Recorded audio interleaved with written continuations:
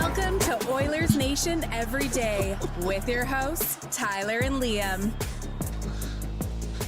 Edmonton, Pittsburgh, what a night. Crosby, McDavid, Jarry, Skinner, Kulak, Stasny. Let's get into it with the lead.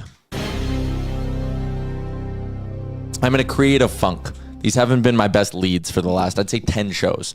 10? I think I'm 10 straight shows without a good lead. Really? You created so. Beltmas in the last 10 shows. You got a mug. Maybe. It's turned into a mug. Okay, maybe it's only like 5 shows, but I feel like I'm in a creative slump. Anyways, welcome into Oilers Nation Every Day. We are live from the Sports Closet studio. Check them out online at sportscloset.ca. Only 8 more days left till Christmas. It's real. Yeah. Do you do the advent calendar at home? Amber every year makes me a custom beer advent calendar. That's nice. So do you crack it in the morning? Yep. Yeah, nice. As you Well, should. right before I brush my teeth, I just guzzle a beer. Yeah, guzzle a beer. 7 a.m. Let's go. It's great that you think I'm up at 7 a.m. Jay, by the way, sent in his bet this morning at 4:34 a.m. It's the first text I wake up to. It's like my good morning text on game days. Yep. It's, I like to get, early bird gets the worm, as they say. Yep. Even in these cold streets. Sure. Anyways, welcome into the show. We are also, and Aaron, I know you're away, but don't worry about it. We're a presentation of Bet365. Download the app today. Use the promo code NATION. Whatever the moment, it's never ordinary at Bet365. Our game day betting challenge coming up a little bit later on. Jason Gregor is going to join the show at 12:30, and plenty of talk because there's plenty of stories heading into this hockey game between the Edmonton Oilers. We got some sounds from inside the room that we can play you all a little bit later on, but there are... Well, number one is Stu versus Jarry. Shout out to Dan Muse and Chris Knobloch for giving the people what they want. If it would have been Shelovs versus Pickard, much less excitement about this game. Yeah, you needed it to be like this. But I think Skinner only got there yesterday to play for this team. So now also another side of it is Jarry will be wearing a Penguins helmet and Skinner will be wearing an Oilers helmet. You think Jarry hasn't been able to switch his helmet He yet? said yesterday, I haven't switched it yet. Oh, wow. Yeah. I kind of thought goalies always had like a blank one just in the holster. Yeah. It's kind of weird that he doesn't. But, I mean, all that stuff is so customized for them now that I guess it sort of makes sense. But still, you'd think, he could just like get a custom one kind of made and Put a Tom and Jerry sticker on a... Yeah. Just put a big white helmet. Or just slap a big J on the side. They should swap helmets, yeah. Oh, I feel like ceremonially, like I feel like Skinner would win the cranium size off. Big head, lots of hair, right? It's a lot of hair. Yeah, he's Jarry's like a more high and tight, and Stu is just he's the dude. I want to get to a couple of comments. Rusty was in first. He said, this could be an insane night. Dry 1,000. Dry could tie Glenn Anderson for third in all-time goals for the Oilers. Jarry versus Stu. Sid could tie Lemieux with 2 points. So many storylines. Yes, so many storylines indeed. Draisaitl tying Glenn Anderson for third all-time in goals for the Edmonton Oilers is another great reminder that it's like, oh yeah, we're 10 years into his career. This is not like the young superstar on the come-up anymore. Like, he is going to keep doing shit like this because he's getting older. Do you think like stuff, especially 1,000 points, is such an underappreciated thing in the NHL, I think. How many guys in NHL history do you think have done it off the top of your head? I already know the answer, so I'll let you. 21. 102. 102. 21. 21. You made it seem like it was so out there, and I'm like, okay, well, the Oilers, I was originally going to say in the 60s. If Draisaitl does it, the Oilers will become the first franchise to have 5 players get 1,000 points. Wow. Can you name them? Yes. Yeah, Wayne, Curry, Coffey, McDavid. Yeah. Okay. There you go. To get their 1,000 point as an Oiler? I believe so, yeah. Okay. Yeah. Or have 1,000 points in an as an Oilers Oiler, sweater. yeah. Yeah. That makes sense. Did anyone ever get close? Pittsburgh would probably be close.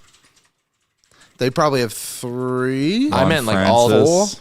all time for the Oilers. Did anyone else? Oh, I see. Oh, Glenn Anderson got to 906. We'll talk about another name that actually has a sneaky chance of it. But yeah, Wayne, Connor, Curry. Oh, it's Messier, not Coffey. Jesus. Oh, yeah. Wayne, Connor, Curry, Messier, Draisaitl are the 5. Paul Coffey only had 669 points as an Oiler, actually. That's interesting. Anyways, We played there was for half another the league. comment. This one came in from Ryan. I want so bad for this to be a statement game for the Oilers. 7-0 win, Jarry shutout. Show all the doubters that this trade makes us better. Imagine.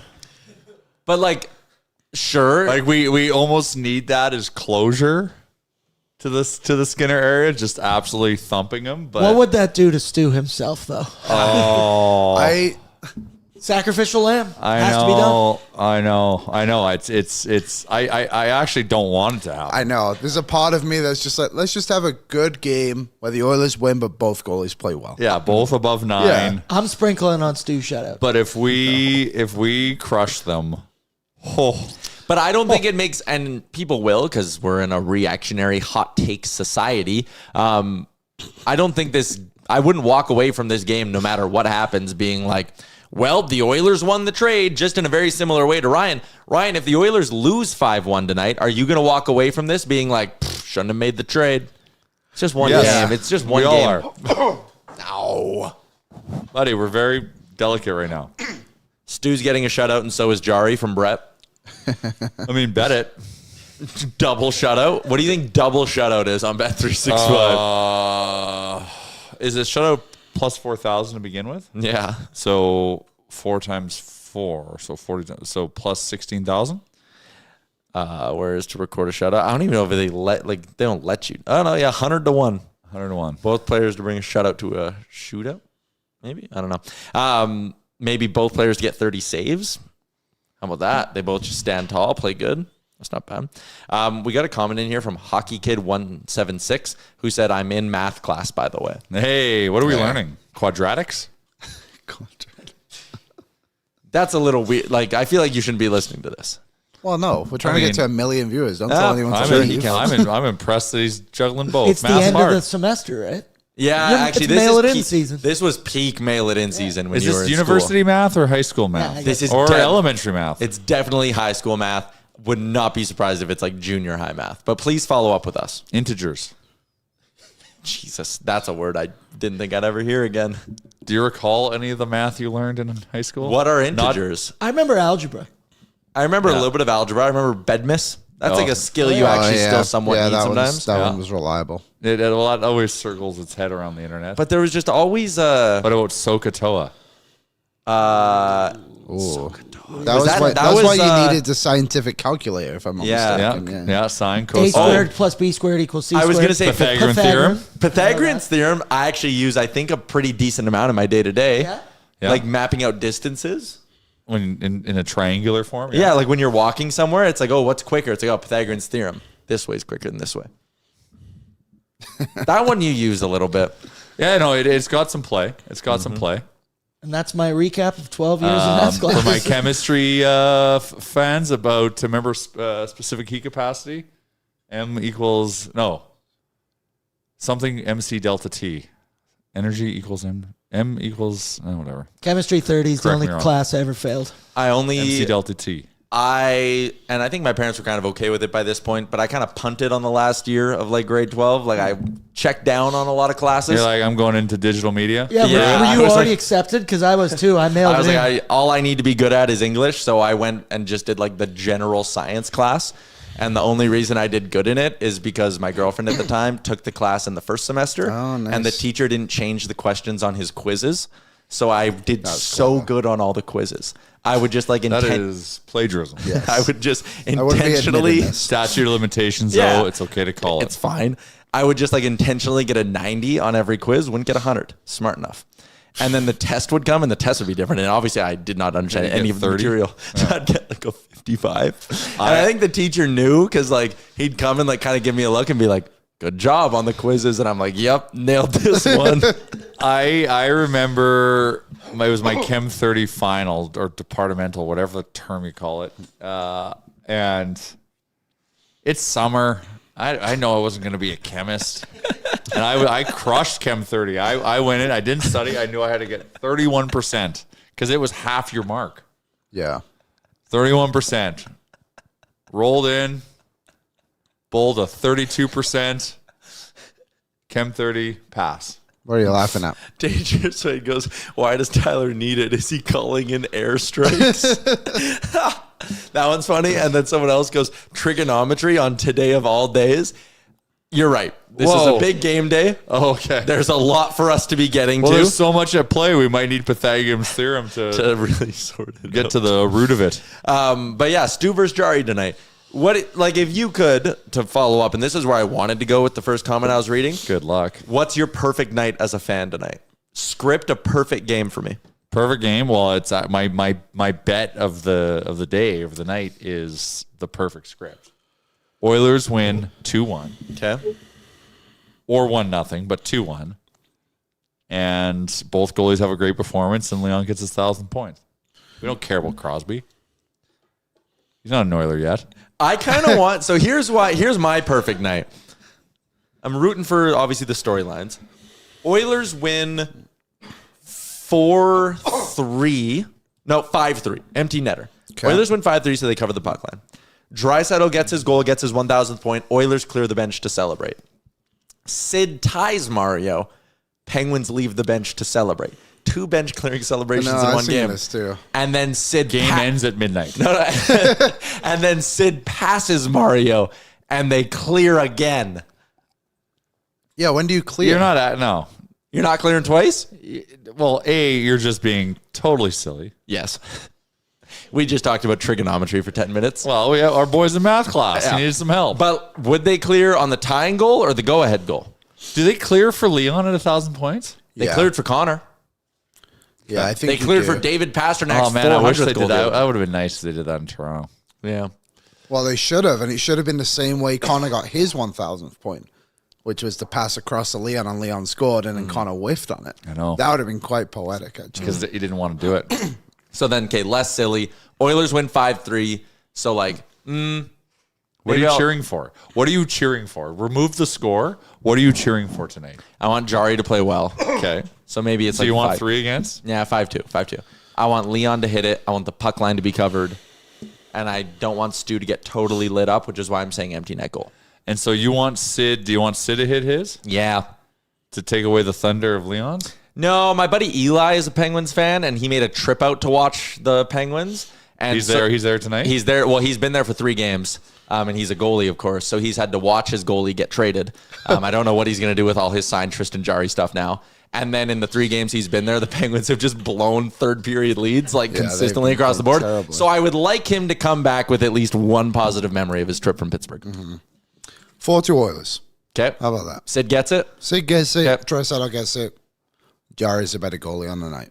All right. The perfect storm. 2 goal, Oilers score 4 on 20 shots. Okay.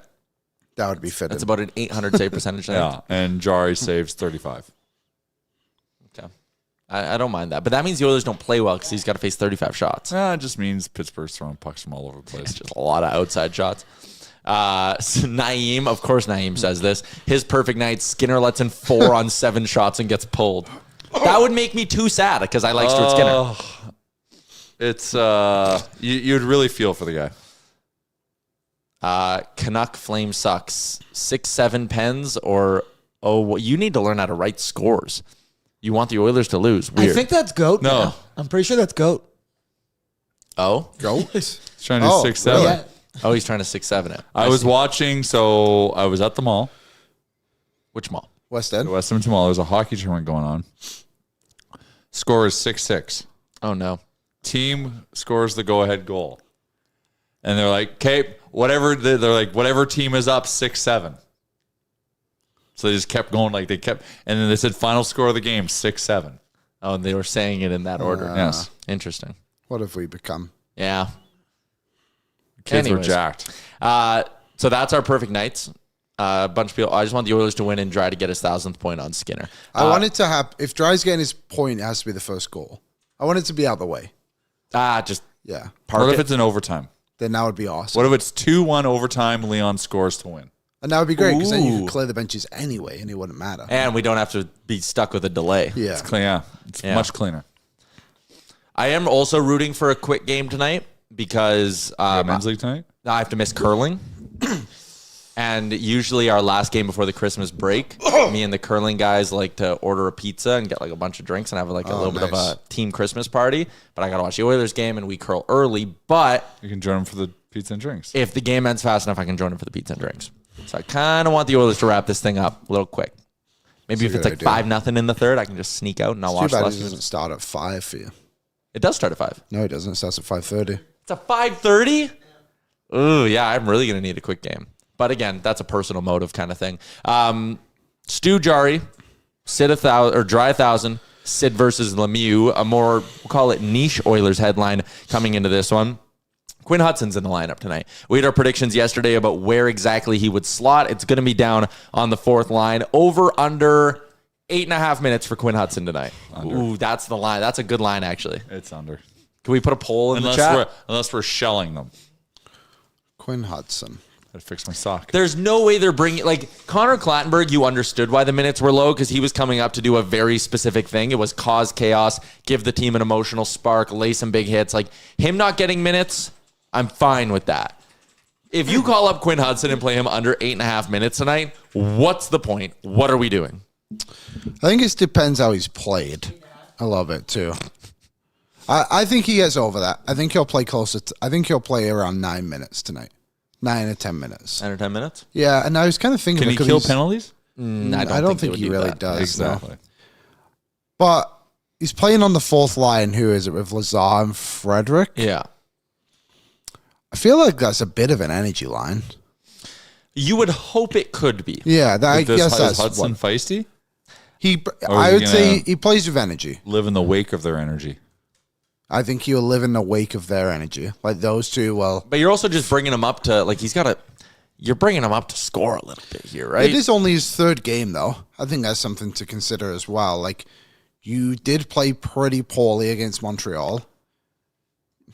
I think this is more on like how Mangiapane does than how Hudson does in a way. Like if Mangiapane's doing nothing, then I think they'll kind of drop him down the lineup a little bit. But the hope would be that the guy's been in the league for what has he been in 10 years, maybe not quite that long, can actually find some offense in his game against a Pittsburgh team that is leaking goals.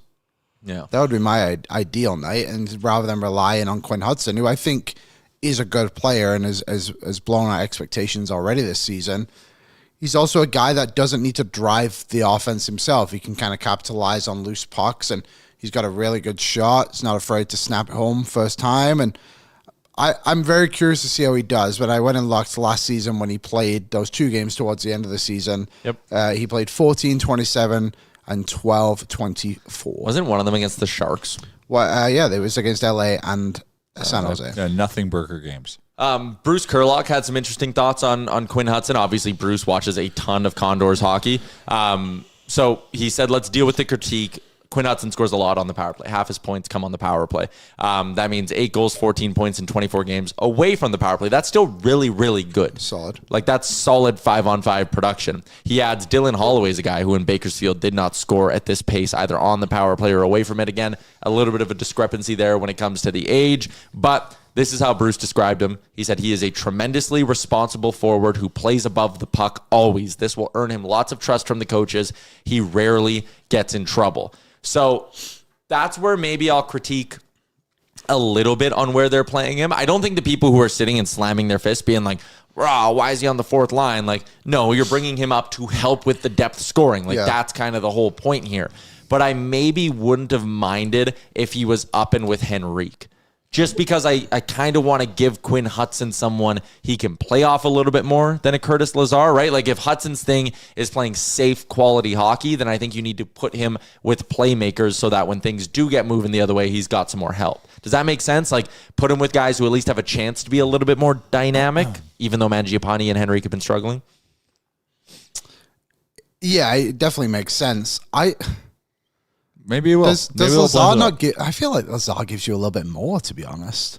Then Henrique? I think he is right now. I feel like I'm noticing Lazar more in games, being like, oh, he got a decent shot away. Like he's creating stuff. He works. They've been buzzing. Works Like, the energy of that line has been high recently, which is good, and that obviously unlocks opportunity. Henrique, though, he's a little bit more IQ. Yeah, that's fair. Definitely not as high energy. Maybe we'll flip it around. I also like if Janmark's on that fourth line. Yeah, Mark fourth on the third line or the fourth? No, on the fourth. Like if they moved him down to the Oh, fourth, yeah, like, too. he adds. That goes more to that. He complements it. That goes more to them being an energy line. Yeah, and they do a good job. So like maybe this is something they're just gonna they might melange a little bit, mix it up. So there you go. That's Quinn Hudson down on the fourth line. This is something I'll maybe throw Gregor's way, but we can start the conversation now. Remember, Liam, last year, and it honestly might have been around this point. It might have even come later in the season. What? Is this a take? This is a take. Okay. It's a new segment we're doing. It's just a take. A take by Tyler Remchuk. That's literally what he put in the spreadsheet is a take. Because I just wanted it to be a topic of conversation. I didn't want to forget it. But remember last year we talked leading into free agency, during the season, all this. We said quit screwing around with this mushy middle crap. That seemed to be their approach with trying to build out quality below Connor McDavid and Leon Draisaitl. They kind of went and just did it again, right? We were sitting there last year being like, okay, you signed Skinner, you signed Arvidsson. It was supposed to be, 225 goal guys who you can put in your top 9, and look at all this depth we have, all this shit. And they come in and they played like garbage. And by this point in the season, we kind of already knew that both those signings were failures. And this year they run it back again. Frederick 3.8, Mangiapane 3. Whatever it is. And we're sitting here going, boy, neither one of them can piss a drop offensively. Neither one of them plays the role you want from them all that well. And the Oilers just went back to the mushy middle. How much better is this team instead of having Frederick and Mangiapane at a combined 7? Oh, God, I have to do math. And it's not Pythagorean's theorem. This is 7-3. This is just basic addition. I don't know what the contract. It's 7.45. Yeah, it's 7.45. 7.45. Are you maybe not a better team if you just have Brock Besser and Connor Clattenburg? But they tried to get Besser and he said no. Yeah, sure. So, I suppose you can applaud them for trying and they check down and whatever. But, I think my point still stands of, why, at some point, this organization needs to stop screwing around with these middle tier free agents that they just cross their fingers and hope play better here than they've played somewhere else. Or keep Alex tucked it, did it. Alex tucked it, did it. Alex tucked it, did it. Alex tuck. Thank you.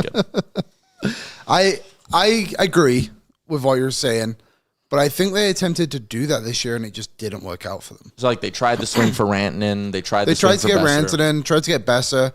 They even tried to get Roslovic in the summer and he said no. Yeah. Well, they still got their guy.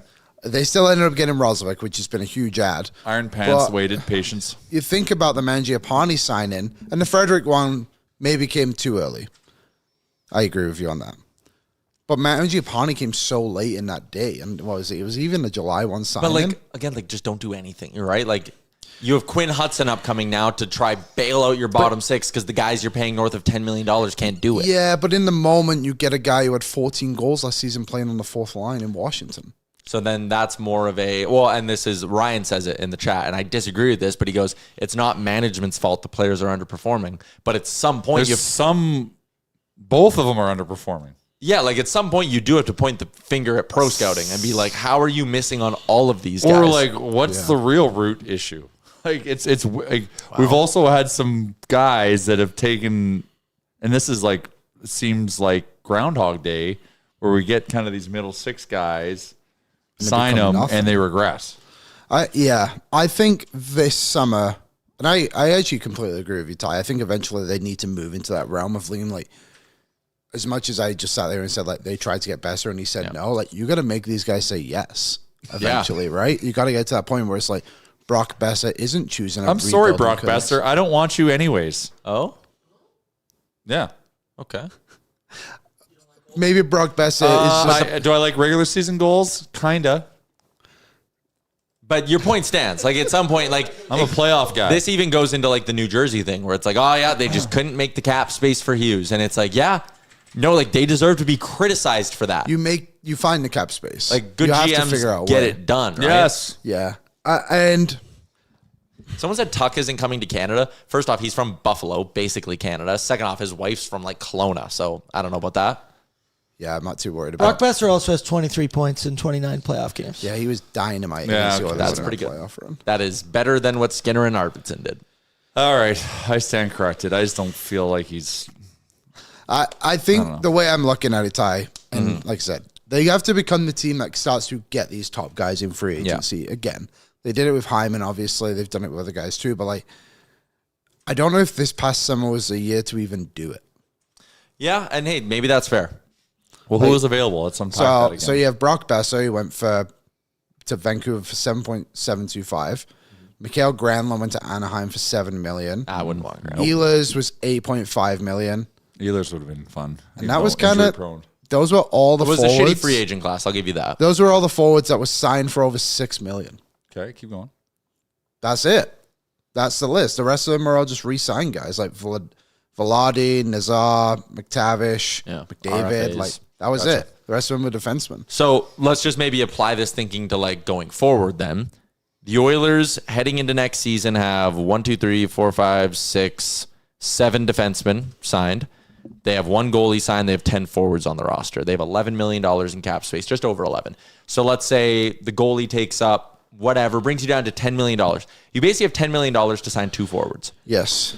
Do they go 6'4", 5'5"? I'm saying no. Like, this summer needs to be a summer where it's a $9 million player coming in the door. Like, I will be thoroughly disappointed no matter who the players are, and I will not drink the Kool-Aid. I will not drink the Kool-Aid this time. Fool me once, shame on you. Fool me twice, damn it. But I'm not going to let it happen a third time. I think that's the saying. That is the saying. Gosh darn it.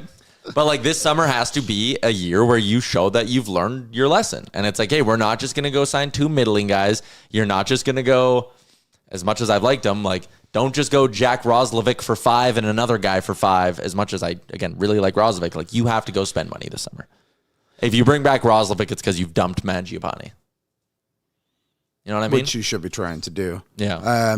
So basically what you're telling me is you want Alex Tuck. I do want Alex Tuck. Alex Tuck and Alex Roslovic. Tuck. I have a question about Alex Tuck that I want to ask our next guest. Will he be a member of the Minnesota Wild before the end of the season? Is that your question? Is he just going to... Well, we'll see. You think that's where he's going?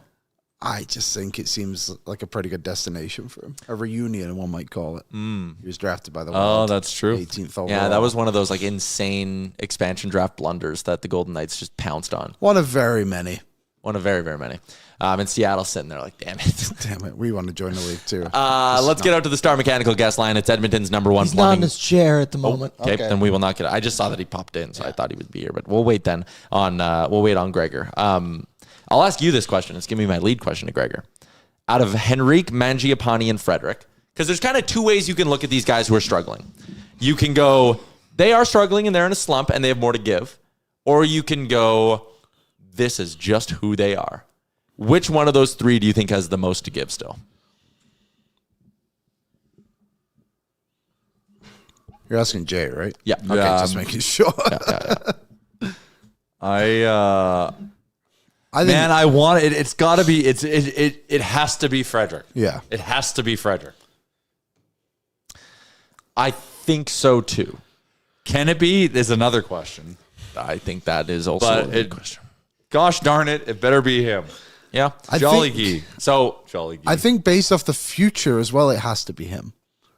like, Like, we're you know what I only mean? Like, 5.1% of the way through his contract. you have to focus on everyone, but like you've got this guy locked up for a while. Like you should be trying to establish a role for him on this team. And also, he's the youngest of the 3. He's only 27. That's a good point. He should be in the entering the prime years of his career. Yeah, I It agree. looks like he's playing like a 35-year-old whose best days are behind him. Yeah. Not ideal. All right, Star Mechanical guest line is Edmonton's #1 plumbing and heating company, residential, commercial, 24/7 emergency services. They do it all, and they do it well at Star Mechanical. I got to call them because I got a little issue that I don't think I can fix. A ceiling fan leaking. Damn. Yeah, you're going to want to get ahead of that. Luckily, Red from Star Mechanical can help me out with that. StarMechanical.ca if you want to find out more, as we welcome in Jason Gregor from not only the Jason Gregor Show, but also the DFO Rundown. Greggs, I'm going to throw you the question I just threw Jay. Of the 3 struggling bottom 6 players for the Oilers, Henrique, Mangiapane, and Frederick, which one of them do you think legit has the most to give? Because there's an argument that for, maybe even someone like Mangiapane, this is maybe just who he is. But out of those 3, which one do you think has like the most upside to turn their season around? Oh, I don't think it's close. I think it's Frederick for sure. Mangiapane ain't growing all of a sudden.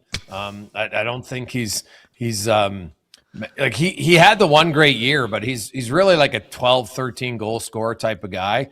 Not a great playmaker. He doesn't move the puck quick enough. Like that's, to me, he's Arvidsson Jr. He's just smaller. Like he's kind of a combination of Arvidsson and Skinner. And so I don't know who's ever scouting them, but maybe try to avoid looking at that player in the future. But smaller guy, falls over, holds onto the puck too long. Like watch how many times there's a play to be made and he has that little extra half second holding on. So Frederick's clearly lacking confidence. I think it's apparent. To me, he looks very similar to Connor Brown. And I know Connor Brown was coming off an injury, but you remember Connor Brown eventually got healthy scratched a few times that year because he couldn't shoot in the ocean. Like Trent Frederick right now, like he's even lacking confidence in how he hits. So Christmas break, something, puck in the face off for a goal, something will change. And I just think he can bring more. Henrique probably, when everybody's healthy, ends up being your fourth line center. And kills faceoffs for you, and kills penalties for you, and wins some key draws. And I think he'll be fine there, but his role will probably be the least one. But I'm not even sure Mangiapane, when you have everybody healthy, is even in the lineup. Well, that was kind of going to be one of my follow-ups. Yeah. So it's like last year, Jeff Skinner would come in and score a goal, and the joke was always like, oh, and there he goes to the press box next game. But like, is the fact that Mangiapane's staying in the lineup, is that a comment on Knobloch willing to have patience with him, or is it a comment on just no one's available? Yeah, if Roslovic and Kapanen are here, I think Mangiapane would have been eating popcorn a few nights in the press box, no question. Like, just think about it. So you look at your top nine, and Mangiapane's in and out of your top nine at times. So I think Roslovic and Kapanen, that pushes two guys down. Mangiapane for sure. And Frederick brings you size. And Curtis Lazar, I've had no problem with how Curtis Lazar's played. Right? He's bigger. He wins key faceoffs. He's on the penalty kill. So, yeah, I think Mangiapane, if Roslovic and Kapanen were healthy, I think there's a really good chance that he'd be in the press box. What do you make of where they have Quinn Hudson slotted on the lineup right now, and also, too, just the fact that he's been called up already this season? Well, good for him. He earned it. 16 goals, 28 points in 24 games. He's third in the American League in goals. And, you got to reward guys. So I have no problem with it. Now, like the Oilers' bottom six is in a massive funk right now, right? Like they're a young Jay Doughton at the bar, just, getting no hits anywhere. So just two-stepping his shoes off. Yeah, that's right. And because you remember in October, the Oilers' third and fourth line had 11 goals in 12 games. Like that was really good production. Yeah. And now since then, they have a grand total of 7. And 2 are from Tomasic and from Clattenburg. He's only played 5 games. So look at the Oilers, and their bottom 6 has to eventually figure it out here and later. But they don't have to be great guys. Still 6th in goals for 4, 3rd in goals is a team. 6th. Ooh. Goals by defense. Yeah. They're hold up, Greg's. We're losing your connection a little but bit. If you could just reset for us, and then we'll pop right back in. Just hit the little refresh at the top. Anyways, the stat I gave while we wait for Greg's to reconnect is with at least one of Henrique, Mangiapane, or Frederick on the ice this year, and Connor and Leon off the ice. So I took out the goals that they've scored with Connor and Leon, but like with at least one of Frederick, Tomasic, Henrique on the ice, the Oilers are getting outscored 31-12 at 5-on-5, I think. Oh boy. Like that's not good enough. There you go. We got Greg's back and he's connected, but like that's just, they can't almost be getting tripled up in goals. Like breaking even feels like it'd be a miracle for them at this point. Yeah, well, they're giving up too many goals as a team, right? Mm-hmm. Like, and some of those goals, the forwards are on the ice, but it's being gift-a-rama by the defenseman, right? I think we've all seen that. So sometimes, like, look at last game. I know they didn't result in goals, but my God, were they terrible managing the puck. Like, you gave away, the McDavid goal behind the net. That was terrible on Montreal's second goal. Then you had Ekholm, Draisaitl. Frederick didn't necessarily have a giveaway, but he lost control of the puck at the blue line that led to a breakaway. Like, they had 3 just atrocious giveaways. And Calvin Pickard, I know he ends up with 4 goals against in that game. Calvin Pickard played really well. He stopped 4 breakaways. Are you kidding me? So the Oilers, as much as we focus on their offense, it's their defensive play that's still, to me, number one issue.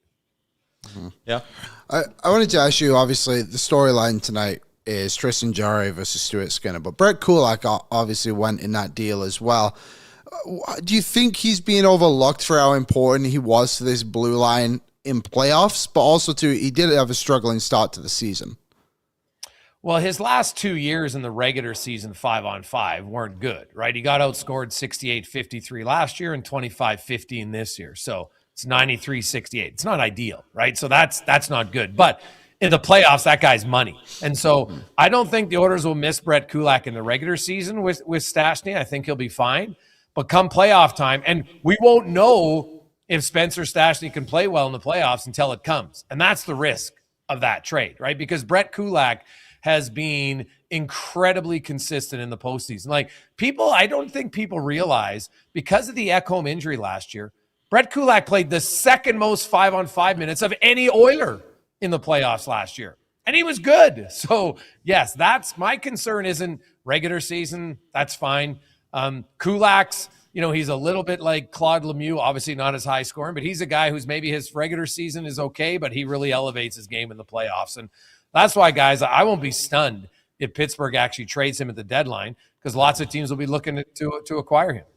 Yeah, totally. Especially, too, what does cap it be at? 2.75 if you keep half. 50%. With the new playoff salary cap rules, like guys like Kulak who can be retained down to that number, and a guy like Kiefer Sherwood. That's why Kiefer Sherwood's going to go for so much, because every contender will be like, oh, man, new playoff cap rules, you keep half, and he's $775 for us on our playoff cap. Like, that'd be huge. Mm-hmm. Oh, no, it would be massive. And, it's for guys like that, it's a low cap hit. It's a no-brainer. And like, I'm kind of curious to see what happens with the goaltending. Like, anybody who watched the Penguins, like, I think people are so quick to want to anoint the next goalie that they don't realize it rarely works out. Okay. Everyone in Pittsburgh was, they don't need Tristan Jarry. They don't need Skinner. Oh, really? What the hell happened this past weekend? They had a 5-1 lead in the third period, blew it, and lost 6-5. They had a 3-0 lead and blew that and lost 5-4, both games in overtime. And if I get that they're kind of in a rebuild, but if you got Sidney Crosby, who maybe he's going to stick around, you're going to tell him, hey, Sid, we're going to run with rookie goalies next year? Like, I don't think so. I wouldn't be shocked if they re-sign Skinner, because you need a starting goalie. And I know Stu Skinner struggles at times with some consistency, and in typical Skinner fashion, he didn't dodge it. He said, hey, could I have made a few more saves in Edmonton? Yeah.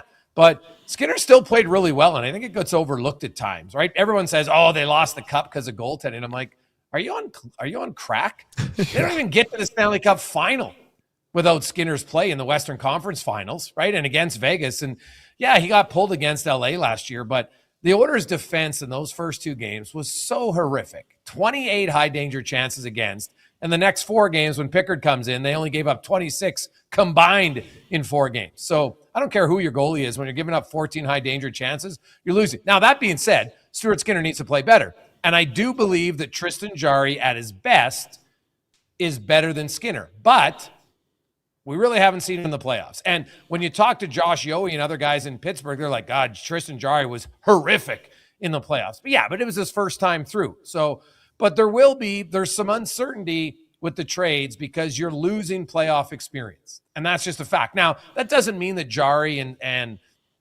Stastny can't play well in the playoffs, but none of us can answer the question until we see it in the playoffs. Yeah. I guess quickly, too, If you were Stan Bowman, would you go and get another experienced defenseman then? I know that would take them to 8, wouldn't it, when everyone's healthy? Yeah. But would you go and find a guy who can play on your bottom pairing that has that experience of a playoff run? An insurance policy. Yeah. Yeah, I wouldn't mind it. I think it's something, especially because you got Regula, you got Emberson, and you've got Stastny. Now that's 3 guys that are going to battle for your number 5 and number 6 spot, right? Because I'm assuming Wallman, when he's is in your top 4. So I wouldn't be opposed to that. But if I'm Stan Bowman, priority number 1 still for me, and I know that I started this by saying offense isn't a problem. It isn't in the regular season. But they need another shooter and scorer in the playoffs. I'll take Roslovic. I'll take Hyman. But Roslovic's another kind of question mark. They need another scoring top 6 winger for me in the playoffs.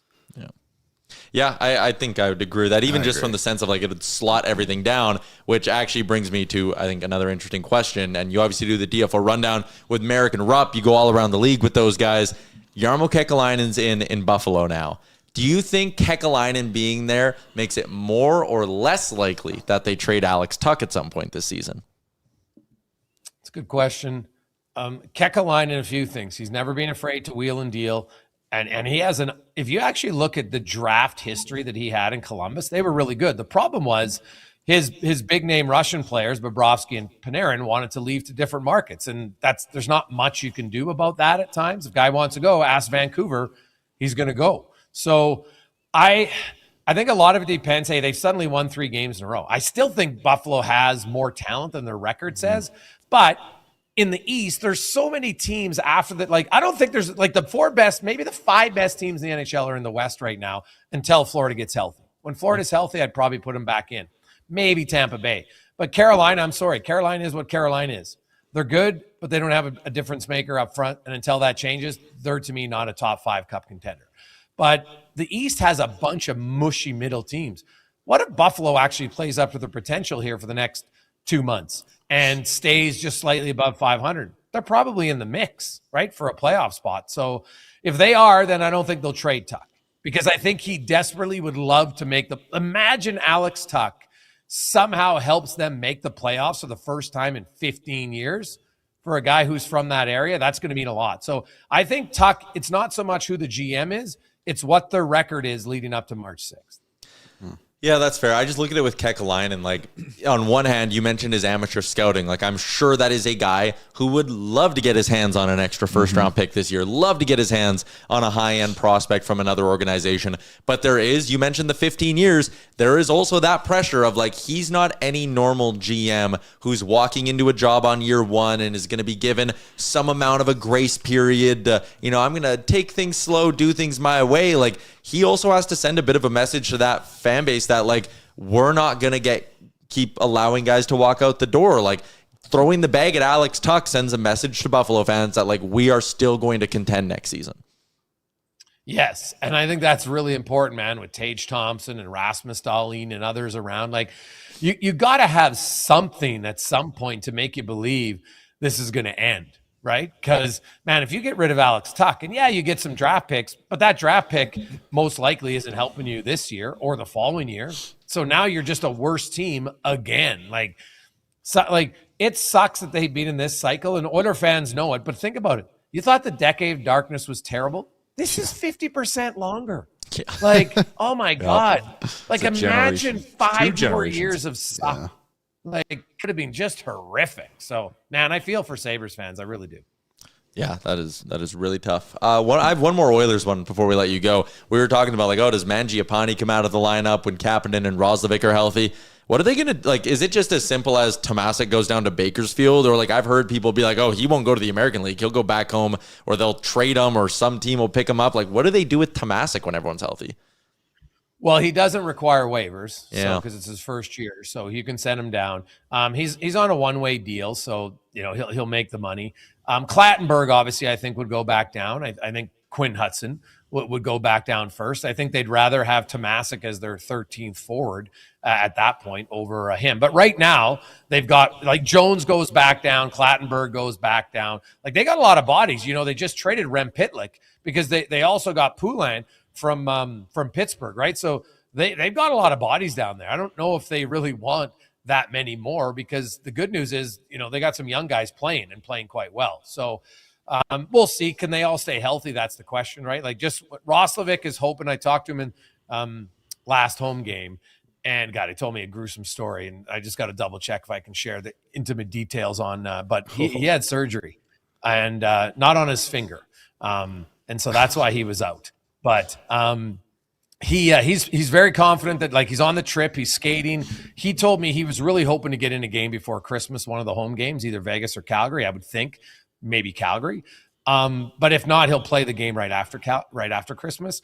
Kapanen's probably not, maybe until the new year. So there's still some time. And this team, it seems, once some guys get healthy, they get another one. But I think if they're all here, guys, Tomasic is, well, cap wise, he if he goes down, he's got a higher cap, so that's always going to play a factor, right? It's why Lazar won't go down and those other guys, because you can't fit them all in at 1.2. He would have that small, whatever it is, $50,000, I think, that counts against the cap when he's in the minors. So that's why he might be the guy going. Yeah, that's fair. All right, should be a hell of a hockey game tonight. Yeah. You'll obviously be live at 2 o'clock on Sports 1440 and here on Oilers Nation. Enjoy the game tonight. Have a good show. Thanks for popping on. Yeah, well, it's crazy that we're talking a mid-December game with this many storylines. Yeah. You know, the goalie revenge game. You got Draisaitl 1,000 point. What about Sidney Crosby? He could tie Merrill Lemieux for the franchise record tonight with 2 points. That's like if McDavid signs and chases down Gretzky's record, right? That would be a massive night to be there. So tickets are actually really expensive for that game. It's a mid-December game with lots of storylines. Kind of fun. Yeah, it's Relevant hockey. I said it earlier, but I would assume the Oilers all leave the bench when Draisaitl gets 1,000. Do the Penguins all leave the bench when Sid ties Mario, or does he have to pass him? He's got to break it, I think. Yeah, okay. We could still get 2 bench clearing celebrations today. If you had your wish, yes. Yeah, if I had my wish, sure. All right, thanks, Greggs. See you, boys. There you See go. ya. Jason Gregor, DFO Rundown, The Jason Gregor Show. Find his work at Oilersnation.com, of course. One thing I was going to ask Gregor about, but you guys were doing a good job, was just his interpretation. Are we not noticing Emerson stepping up more and being more physical? I think he's had an awesome year. And we're good, but more recently, not the whole it's. I think he's playing very confidently. I think he's able to get pucks forward a lot more. He is using his body. I think he's just found his game. Yeah. It's really promising. And I think that's also why they went out and got a Stasny, because they trust Emerson to play a role consistently on this team. Which makes potentially Kulak more dispensable. Yes. Even though I wish They're different sides, but yeah. I wish we disposed Kulak. Well, physically their size. Emerson makes up for size with Different his tenacity. sides. Oh, sorry. Lefty, righty. But I'm saying bring it the whole he's stepping up. Bring it anyways. I think I just wish we used Kulak to get something different. That's all. I just don't know if he had the value anymore. I think people were seeing an aging defenseman that was struggling. And I think when trade deadline comes around, sure, that guy becomes more valuable, I guess. But I just don't think the Oilers wanted to use him that way. I think Emerson leads this team in plus minus, if I'm not mistaken. He's plus 5 on the year. He's third. Rod Colson leads the team in plus minus, plus 13. And again, Colson's a dog. to go to the thing with Emerson, defensemen of that style usually need a little bit longer to find their rhythm. Tonight is career game 135 in the regular season for him. Isn't it normally you got to give them 300 games type thing? 200-300 in that range. You usually find out who they are between 200 and 300. It's nice to see though that we're seeing some of that, right? Yep. It's important because our blue line is a comfortable place to try to go through. The other thing, too, which we forgot to mention when the deal was made, Emerson and Stasny played together in the development program in the U.S. They were in the same group. 30 games together, something like that. Played with Connor and Erie. That old narrative. Yeah, we love love doing that. I had something else that I was going to quickly talk about now, but I'm totally blanking on it with Emerson, but that's fine. We can move on. Hudson, 55% of you said he's playing under 8.5 minutes tonight. I really hope that's not the case. That's what I want to say. Laurent Brossoit, everybody cleared waivers today. There were a bunch. I think it's very funny. The same Oilers fans who were freaking out when the team didn't claim Connor Ingram because it's he's the clear-cut upgrade. You need to claim him on waivers. And it was no, you wait till he clears and then you go and acquire him. It's a very similar thing with Brossoit. It would have been stupid for the Oilers to claim him at his full cap hit of $3.3 million. More than Stu. More than Stu. You need to wait. He has to clear. You have to go to Chicago and say, keep 50% of that money, and then you get him. At 50% retained, he's 1.65. We talked about this yesterday. Tomasek, if you want to get rid of him, you go Tomasek for Brossoit. And you're pretty much going to be good to go. You can make the cap work from that point forward. Might require only keeping 12 forwards on the roster the rest of the year. Who cares? Got to go 11-7 some nights. Have at her. But a Brossoit-Jarry tandem does something for me. And I still think Stan Bowman, again, to keep hammering this home, he needs to be aggressive.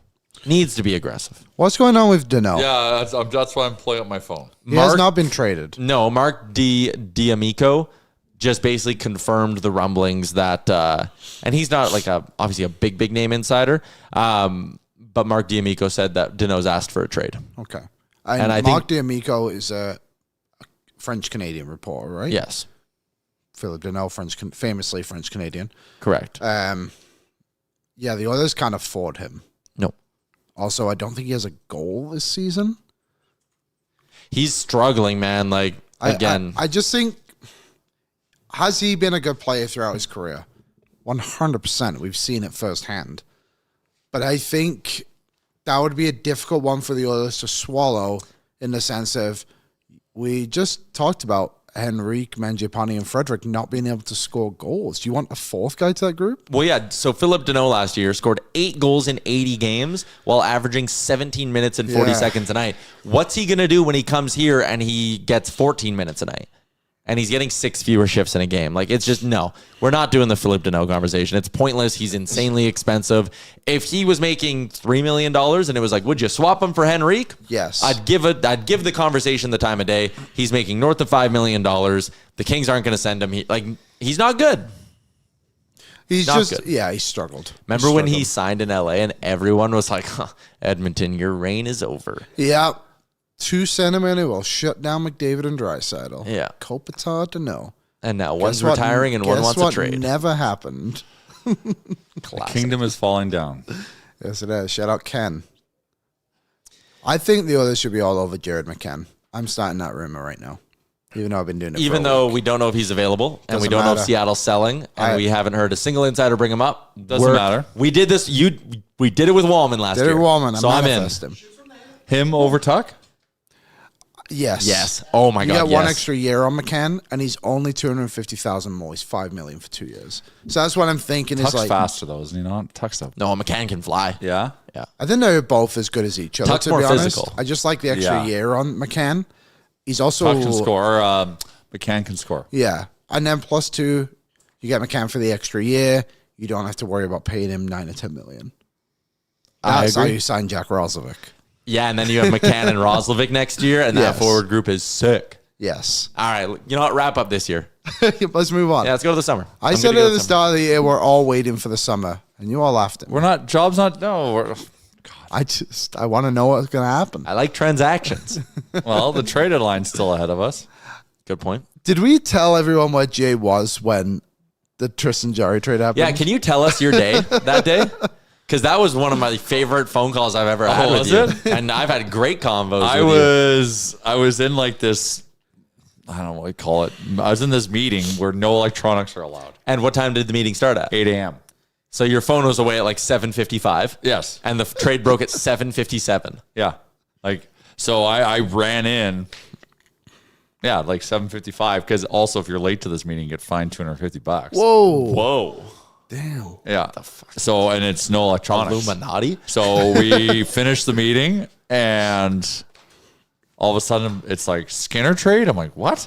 So I'm like, I had to call you and get the 411. Yeah, I like that I'm your first call in that instance. That's reassuring for sure. Yeah. And then I also like when we were on the call, I was like, well, yeah, that's why they made the trade with Nashville. And you were like, what? That's what I found out with the trade. I'm like, what? Jay, they've made a second. They made a second. Trade. I don't like being unplugged like that during important times. What a Friday. Yeah, in like sports. Yeah. From when you Crazy. went into that meeting and put away your phone to when you called me, I had already done like 3 shows.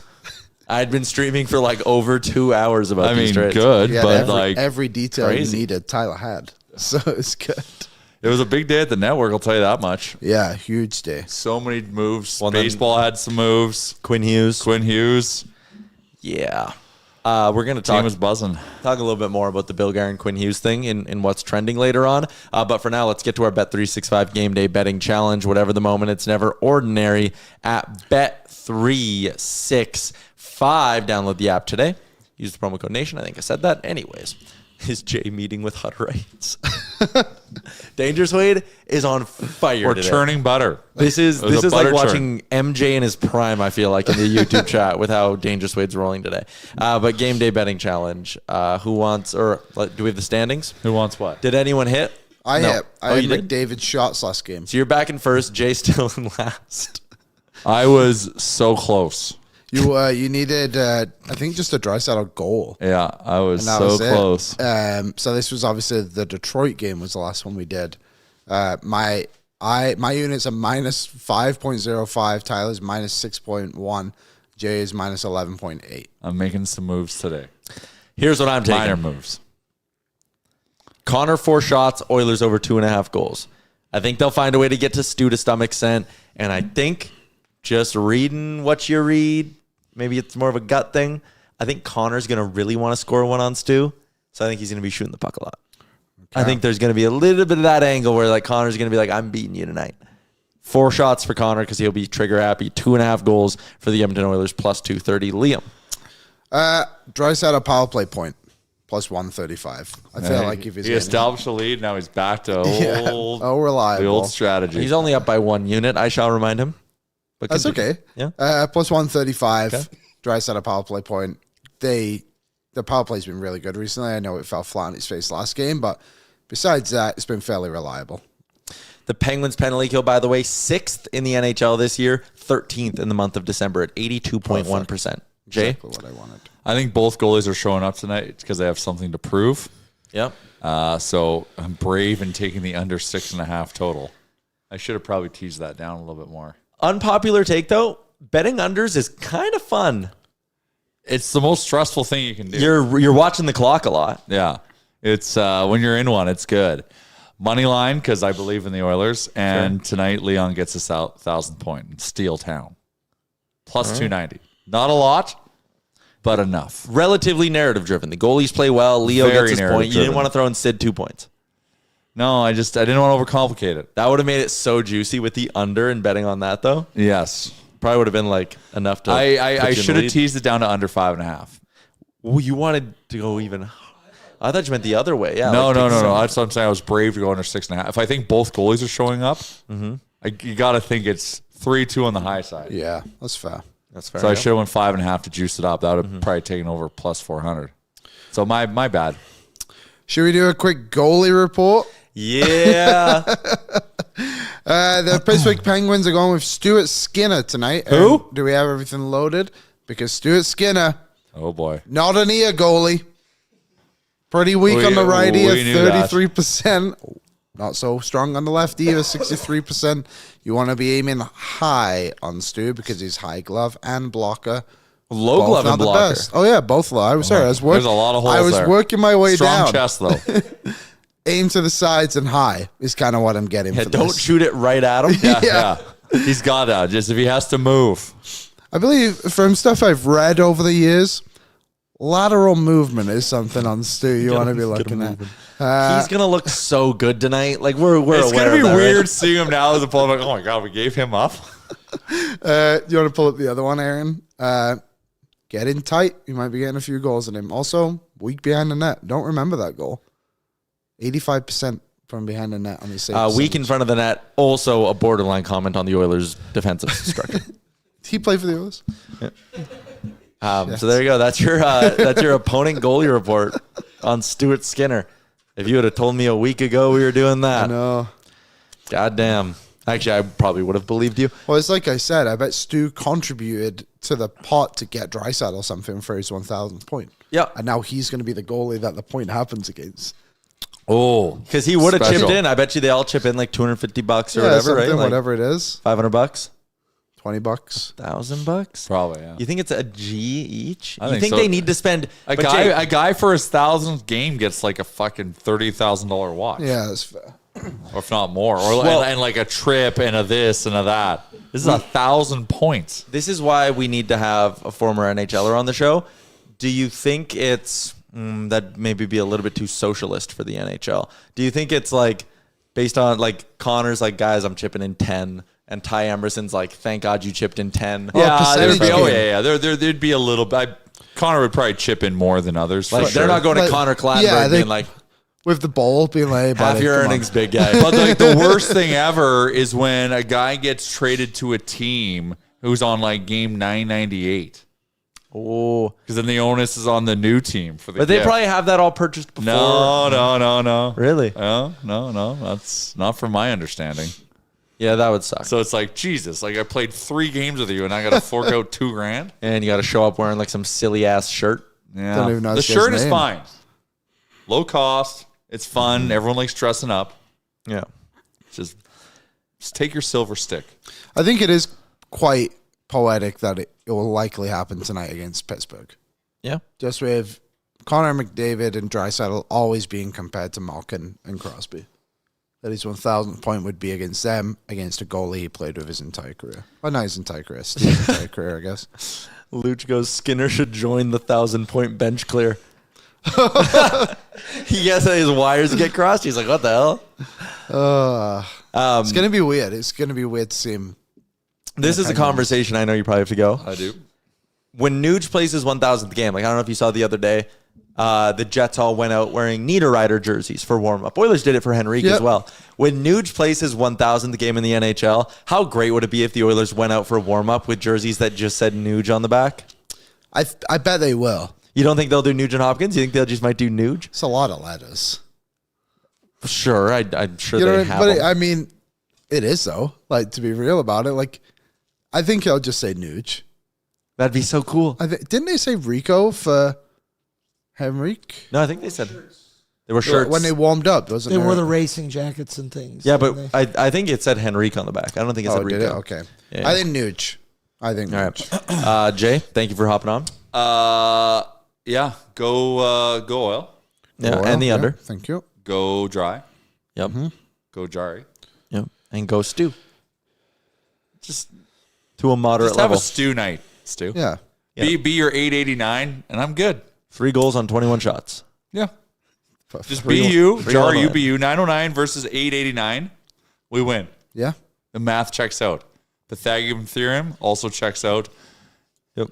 We start with math, we end with math. Always math. This is a math show first. Yeah. Coolmath.com. All right. Cool. Kate, thank you to Jay. Shout out to the Jasper Pond Hockey Tournament. Registration now open. CHE Hockey, Tourism Jasper, the Fairmont JPL. They all put on a great event, and I'm very happy to be a part of it once again. We're very happy to be a part of it once again. Sign up today at nationgear.ca. We got a comment that said the Skinner interview today. He looked pretty happy. That's a great tie-in to our sounds in the room. Oh, got to push Jay's mic away. There you go. That's a great tie-in to our sounds in the room. Aaron, I'm going to put you on the spot because there's so many clips we want to play for people. Which one's the longest? Stuart Skinner on how he found out he got traded. How did you find out about the trade? And just, was it something maybe you were expecting? Did it catch you by surprise?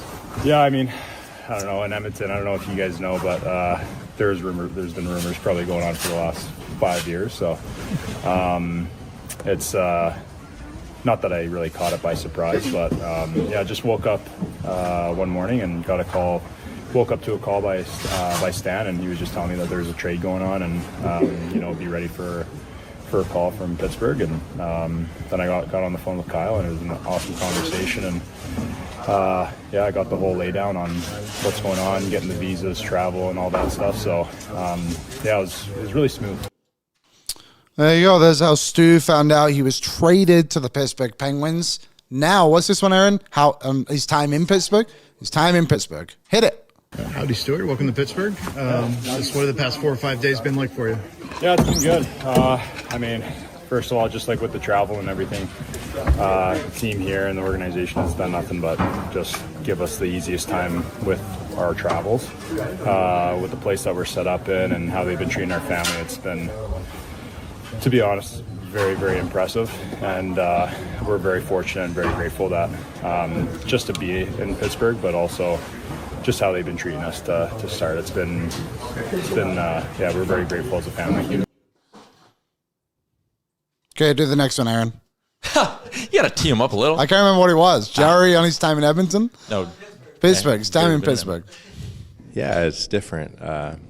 Obviously, that's something that I always thought that I would never play for another team. Obviously, I had a contract with the Penguins and was traded to Edmonton, but that was always my thought. I loved Pittsburgh. I loved living there. I loved the city and everything that came with putting that jersey on. It was very special to me, and it was anything and everything I could have imagined. I think just kind of everything from playing my first game in Pittsburgh, playing my first game in Wilkes, being drafted. Like there's so many. I think I've enjoyed my whole time there and every experience that I've had, the ups and the downs, and I'm very grateful for it all. There you go. Tristan Jarry on his time in Pittsburgh. I'm assuming he's a video tribute guy. Oh, for sure. Totally. Yeah, they're definitely going to give him. It's a weird one for goalies, I think. Yeah. Because when you're a goalie, like, you're pretty dialed in. Yeah, you're pretty ingrained in the team. Yeah, well, like dialed into the game. You got to be very focused, right? Like, I see what you're saying. You don't really get shaken that much. So, I don't remember the last goalie trivia I would have seen. So, yeah, Stu should get a good one when he comes. They haven't played in Edmonton yet, right? No, they haven't. No, they haven't. It comes up in January, I think. But Stuart Skinner, by the way, for anyone who's doubting that Skinner deserves a video tribute, he finishes his Oilers career 5th all-time in regular season wins, 6th all-time in regular season games played, and 2nd all-time in postseason wins. He is legitimately one of the most accomplished goaltenders the Oilers have ever had. He's probably the 3rd. Grant Fuhr, Andy Moog. Bill Ranford won a Conn Smythe.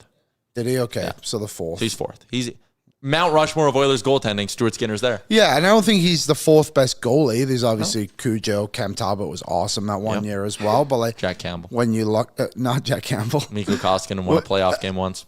He won a game. One playoff game. That doesn't count because he was against Chicago and it was a play-in game. Okay. So he didn't win. We have one more on Stu, right? What's this one, sorry, Aaron? Stu, on his time in Edmonton, always giving his best. There you go. I guess, I'm not trying to bring you back, but you took that team to 2 Stanley Cup finals within 3 games of Cup of Cups. Yeah. Obviously, there's a little more everybody could have done, but could you have done much more than you did for your former organization? I think in the moments that I've been in, and there's not a moment that I didn't try to do my best in Edmonton. So I don't have any regrets. The way that I handled things, perseverance, strength, kind of go down the list of what I tried to do for the organization, and more so just my teammates and my coaches and management. So for me, I'm very proud of what I was able to do down there, and could I have made an extra save or two? Absolutely. I'll probably say that here. But that's kind of part of being a goalie and being a person. You keep on growing, keep on learning, but I always did my best, and I will never stop doing my best. Harsh critics of Spectre in the chat right now. Spec's jacket is fucking fire. I might hit him up and be like, where'd you get it? Also, I don't know if you guys realize, if you're not football fans, that game last night in Pittsburgh between the Steelers and Dolphins was freezing cold. You might want to grab a jacket while you're down there. Yeah. Also, like, great question. Like, Stu will eventually be remembered in a positive manner, I think, in Edmonton. Yep. I think right now there is a lot of negative around him for obvious reasons. You heard in one of the clips how he was talking about it's been 5 years of trade speculation. It's probably a bit too long, to be honest. I feel like it's only been a couple. But either way, like, there was always that looming over him from certain portions of the fan base that he was never good enough. Yeah. Which, evidently, I guess he was never good enough to win a Stanley Cup. If you want to go by that logic, there's only one goalie in the league that's ever good enough to win. So I think we'll all remember Stu in a few years of being like, he was good for Edmonton. He had a really solid run. He was never perfect, but... Nobody's perfect. What was it? Nobody's perfect. I thought he had a stroke. He hasn't, that's from The Office. Oh, is it? I haven't watched it in a while. Yeah. Do you think it's... Nah, it's too conspiracy brain to me. I won't Go say ahead. it. Why did he have to bring up the fact that he never stopped trying? Like he says, like, I always tried my hardest. I think they all Don't do this, Tyler. Don't do this. But I mean, like, do you think there are people in the organization who maybe accused him of not trying at points? No. I don't You're think, reading into it too much. I don't think you can not try as a goalie. Like, I agree. feel like when the goalie isn't trying, it's very clear. Sure. Even as like I mean, maybe in practice, but you never really heard any of that stuff, right? Yeah. Like, you never heard, like, oh, man, like, Stu was brutal in practice today. Like, the effort from, like, the people who go to day to day. So, yeah, I don't. God damn it, Caleb. I'll read it. Caleb. Dropped in a super chat. Super chat. $7 to the Ben Stelz Foundation. Female listener coming in from an Algerian math class here. Probably will riot if Skinner doesn't get a tribute at Rogers. That is a very good joke. That is a good one. They must come in around It can't be that far away. I'm just trying to think of like the way road trips typically line up. I think it's Jan. I was going to say if the Bruins are here on New Year's Eve, January 22nd. Thank you, Aaron, our post-game host. He's got the schedule memorized. So there you go, January 22nd. If you're a big Stu Skinner fan, it's probably the game you want to go to. Also, if you're a hockey fan, there's a lot of talent on the ice there. Yep. Northside Norm also dropped in $10 earlier. Said, can't wait for Oilers Nation the musical after hearing Jay sing. So thank you for your donation to the Ben Stelter Foundation. Someone was asking who took my crown. Why is there a crown on my name? If you comment the most, you get a crown. Yeah, so right now, I don't know if you guys can see it, but on our chat it says top fans. The top fan today is Northside Norm. Congrats, because he paid. Yeah, and then Caleb is second. Yeah. Lauren is third. Canucks Flames Suck is fourth. Last one I'll give. Dave B is fifth. We could do 3 stars of every show. Sure, it's It right ranks now. them by XP. Yeah, I don't really know how you build That's XP. I'm awesome. assuming like Super Chats obviously add into it and stuff like that. There's another Super Chat there from Bob, $2.97 to the Ben Stelter Foundation. Thank you, Bob. Do you agree with the rumors he lost the room? Yes. I don't know. Yeah, I don't know either. What does that mean? Like guys stop believing in you? Because I think I've told this story before, but we used to have this goalie on my soccer team and he was terrible. Like he was so bad at certain points that we would just put outfield players who have never played goal before in goal. And what would you tell him? Be like, you're not playing today. You're Okay, like, so you handled it. U16. But like when he played goal, we tried harder because we knew how bad he was. Yeah. And I just don't know how the Oilers, in this sense of like, did he lose the room, can look at Stuart Skinner and be like, you're a worse goalie than Calvin Pickard. We're not going to try as hard. You know what I mean? Like, I just feel like they're in the NHL. Like, But this is your job. It's a lot different than my U16 soccer team, absolutely. But like, you're in the NHL. You should play hard in front of them. And like, sure, like, there's always the idea, I think people think everyone likes each other in the room, and that's just not right. Like, we all have jobs. We all know there's certain people at work who like you get along with better than others, and that's just the reality of life. And then maybe that was just the idea. I don't think it was that he lost the room. Maybe he just wasn't as tight with Connor as Pickett is, for example. That would be my idea of like, did he lose the room? Also, spin zone. Shouldn't you play harder in front of the shittier goaltender? I'm sure you played better defense in front of that goalie. Yeah. That's what I mean. That's what I mean. So, I'm also not on a U16 team right now, by the way. That was a few years ago. You ever think about how much fun it'd be, though? If I was on it, I would. Yeah, like in your current physical condition, if you went to play like 13U soccer. I think I would not survive. Why? Because I'm not athletic enough anymore. I'm 13 years old. Well, that young, sure. But if I go back to like U16, I remember I was in like, I used to be lightning quick. I know I'm still like fairly quick. I'm not slow by any means. Couldn't beat me in a race, though. I definitely could. Dude, what? You backed out last year. We didn't back out. We just never organized the time. We played soccer together, and I fly. And you saw me, and you said to me after a game once, after all your friends heard that I couldn't, I challenged you to a race. They said, damn, Liam's pretty quick. That did happen. Did it or did it not happen? On the record. I don't remember. That did happen. You were under oath. Like a Hockey Canada player. I don't remember. Oh, my God. That's a bad joke. Bad joke. No one repeat it. So I would love to work the stopwatch and have both of you race. I'm a little banged up right now, but by summer I'll be ready. Blocked a shot on the inside of my leg, my thigh. That one hurts. I will say yesterday I played a co-ed game and I out-sprinted a guy from like being behind him. But then after I did the run, I was basically toast for the rest of the game. Like I got like a sprint in me and then I'm done. 100 meters is also a lot further than it used to be. That's long distance running. Long distance. That is a long distance run for me. Yeah, that would be a long one. We'll have to figure something out. We'll do a race stream to do this. Yeah. I'm totally down. Yeah. One of us is going to pull something. Carl dropped in a super chat. Really breaks my heart listening to Stu, but it was a difficult situation. And to your point, he could be on fire, but the next loss would be under the microscope. Want the win. Time to shine and move forward from Carl. Thank you, Carl. Yeah. Summer Oilers Nation games. Sure. That would be fun. Do you think... I don't want to ask the question. Let's keep moving along. Do we want to do Spotify questions from yesterday? Spotify Yeah, sure. comments?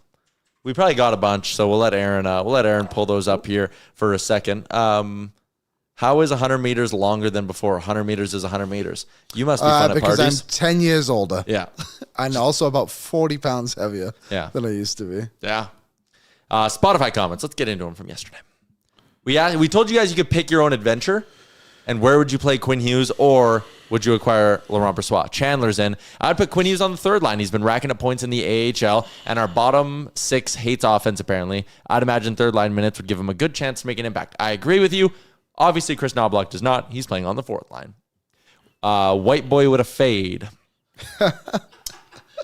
Had to say it. Speaking of prospects, you know who's tied for second in goals in the dub? Tommy, the only good Lafreniere. Good nickname for him. As a Kamloopian and Blazers fan, sorry, Liam, I was so pumped when they drafted this kid. Who says the Oilers got no prospects? And once Roslovic is back, I think you got to go back to Uncle Rico and the kids with Hudson and Savoy. Let me think on that line suggestion. Let me think on it. You think, remember, earlier in the season, it was Howard instead of Hudson. That trio actually wasn't bad. Wasn't bad. I totally forgot. Like Gregor mentioned at the start of the season, the bottom six was buzzing and the top six couldn't score. Yeah. That was just totally flipped. Apparently, I keep saying Quinn Hughes. Sure. No, you don't. Did he? Oh.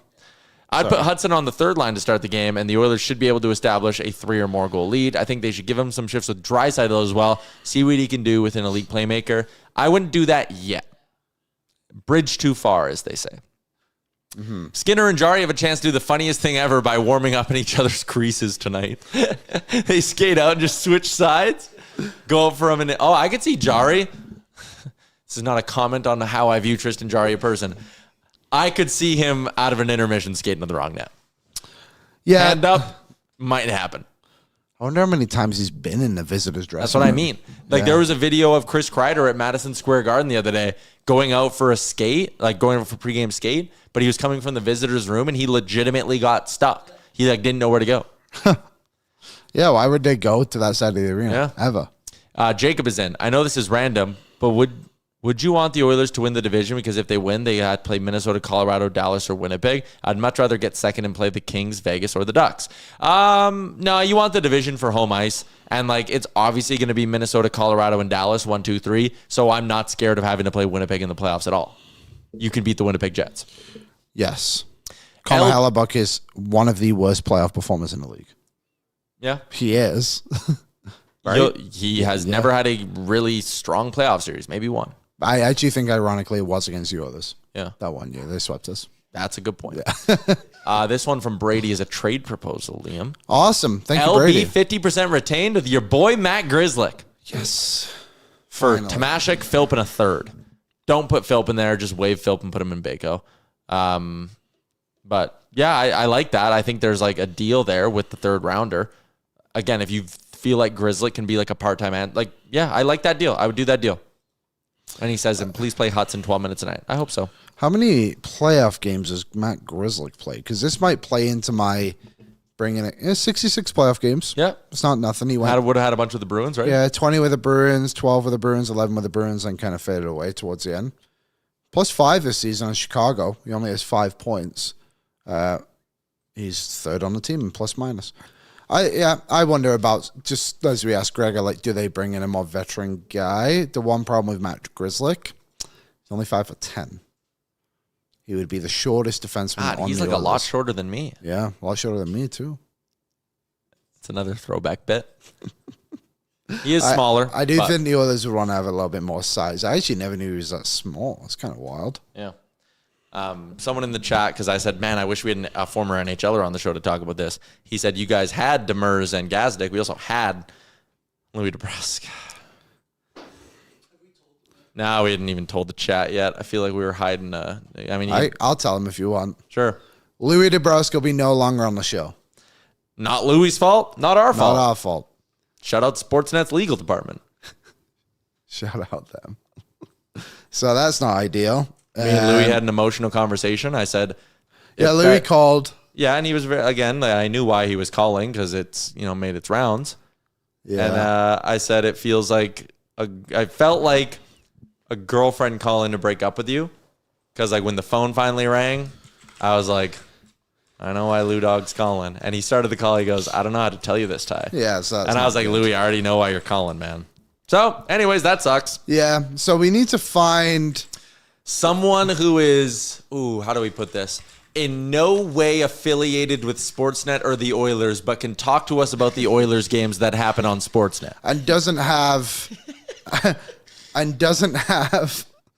a podcast already in the city. That's another layer of it too. We're kind of running out of ideas here, folks. Yeah, so. and can't work for the NHL because they don't like us either. Oh, God. Yeah. We will, like, Demers will still come on from time to time. Yeah. We have Dubnik. Yep. We can probably get Huts every now and then, maybe. Maybe Mike. Maybe we can call Mike Rupp. I don't know how much Oilers he watches. And he's already on with Gregor. Like, someone says, is Tony out of the question? Oh, buddy, you better believe unfortunately. I wish. Unless you want to talk to him with the person with the same last name. I've joked with him before. I've been like, it'd be great to have you on. There's so many people that we have great relationships with that I'm everybody 100% would come on the show. But they're just not allowed. And it's just a game. Like, it is what it is. Like, it's not their fault. It's not our fault. And we don't mind being like open with you guys about it because like we're not speaking out of turn. Like the higher ups at these companies don't want their talent affiliated with us. Yeah, because we're out competing them. Yeah, we're beating them. Yeah. They don't like they didn't have a problem with Louis DeBrusque coming on our show 18 months ago. No, they did not. And all of a sudden we're about to get 1 million views in a year and it's like, oh, no one can join your show. That's actually not why. Amanda, why are there so many corporates that hate you guys? It's a good corporations, sorry. Again, we're a threat. It's the truth. Oh, yeah. We're doing really totally well, and not to be arrogant about it. We have a great show, and it's because you guys are here every day listening to us, and that's why we're able to get quality guests like we've had Louis, obviously. Like today, 700 and there's 770 of you watching. It was higher at certain points just on YouTube, but like 770 of you dedicate every lunch hour you have to watching our show. And because of that, the show's grown a lot. Yeah. And because of that, we're on the radar for the traditional media companies who now, like, again, when you're a Sportsnet employee, you can't go on TSN. And that's always been their threat, their competition. And that's always been who they put in their clauses for, like, you can't go on our competitors. It was for Sportsnet employees, you can't go on TSN. And then a memo went out that said, oh, and the Nation Network. Yeah. So it's not just our show, it's across our entire network. But we'll still have, like, Peters will still come on. Stevie Peters. Yeah, Steve Peters. ESPN doesn't hate us. We obviously got Bruce Boudreau last week, which you guys really enjoyed. I think we'll probably try and get him on again. He's not going to be a regular guest by any means, but someone will try and fly by and get on every now and then. Someone said you can get more former players through Dubnik. And like part of the issue is it's hard to find actually like former Oilers who are still like involved with the team, right? Yeah. Yeah, and a lot of guys too, like again, to be open, we tried to get Ryan Jones on this show. We've tried to get Ryan Jones on the show. Some guys just don't want to do media. But he owns a construction company now in Minnesota, and that's what he does. That's what his day-to-day is. Like, he's not a hockey player anymore. Yeah. Cup here dropped in $50 and said, Stu gone, Louis gone, FML. Also, the AI summary for today, very funny. Viewers in the chat are discussing potential guests for the podcast, including former hockey players like Dave Schlemko, Mike Smith, and Mike Green. Mike Smith is coaching a team right now with Shea Weber and Josh Georges, and all their kids play on the team. How crazy. What a team that would be. Imagine going up and you just see Smith, Georges, Weber. Oh, perfect. So if you have any suggestions that are actually legit, we'll try. Yeah. Yeah, remember that time Prime shut down our stream? That was funny. Thomas Saki's a good guest, but again, he doesn't have time to watch the Oilers all the time. Yeah, like, and that's, again, we're a niche show. So, whatever, that's life. We'll keep trucking along here and doing our thing. And again, I think it's been established that you guys enjoy Liam and I. Yeah. So the guests are always, a bonus that we try to deliver different flavors and all that. And that's the philosophy of the show. But if it has to be Liam and I some days, it'll be Liam and I. Jeff's still around because we pay him. Yeah, because Jeff works for us now.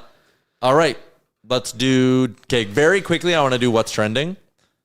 Oh, we have to. This was insane. So you have something. Oh, yeah, we need to do a Noodle Noodle ad read. So it's brought to you by Oodle Noodle. Shout out to What's Trending. Shout out to Oodle Noodle. They're proud to support Sports Central. 10% of in-store sales from their ginger beef box go directly to Sports Central for all of December. Donate your gently used sports equipment and help kids play. Shout out to Sports Central. Shout out to Oodle Noodle. We love both of them. Can't wait for Ace Race 2.0 this summer. Yeah. Yeah. I was asked about it today. Ryder was like, hey, like this year when you do it, can I help? And I had to look at him and be like, no. You have to. I was like, this is my revenge. I don't want, like, nothing can change. Same hole, same distance. Same hole. Yes. It has to be the It same has to be true revenge. Okay. And we'll do it all in support of Sports Central and raise a ton of money again. I didn't get to be there last year.